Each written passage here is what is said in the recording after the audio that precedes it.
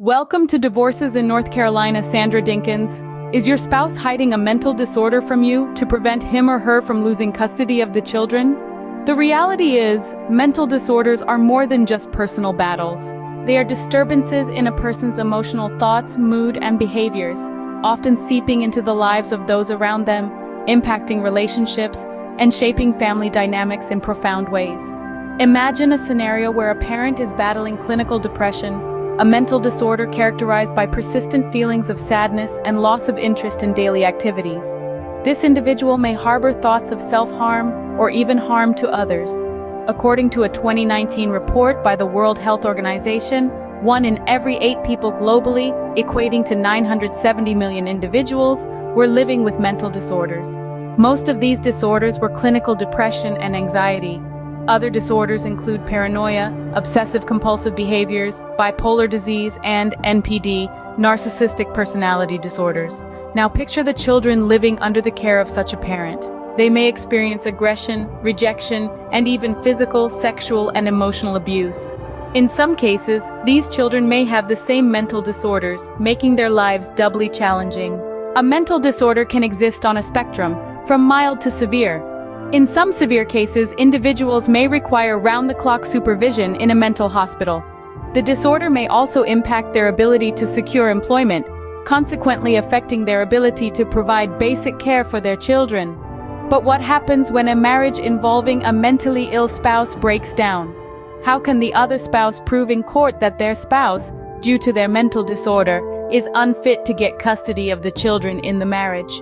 The process begins with seeking the services of an attorney experienced in handling custody cases involving mentally ill parents. Upon engagement of the attorney, it's crucial to disclose the mental state of your spouse. The goal is to protect the children from being harmed by the mentally ill spouse. The attorney can then subpoena your spouse's medical records and treatment notes. Depending on the specific mental disorder, the attorney may request drug tests for alcohol, psychotic medications, illicit drugs, and a psychological evaluation by a neuroscientist or psychiatrist. Remember, as a spouse, you can't testify about mental disorders.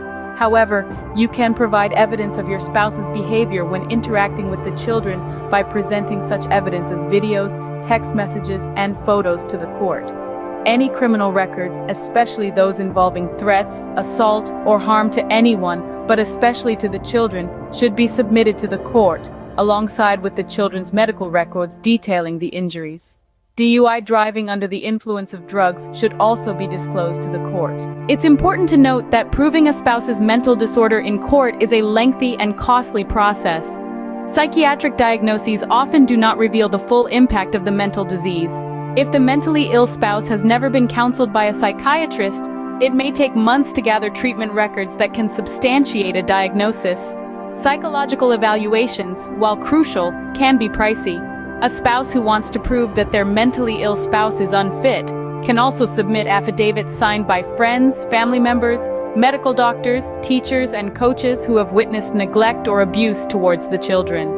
In conclusion, mental disorders can significantly impact mentally ill parents' ability to gain custody. It's a delicate and complex process that demands professional legal guidance, patience, and resilience.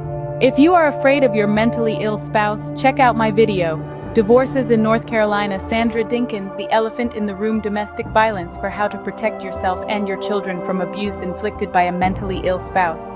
If you found this video valuable, don't hesitate to subscribe.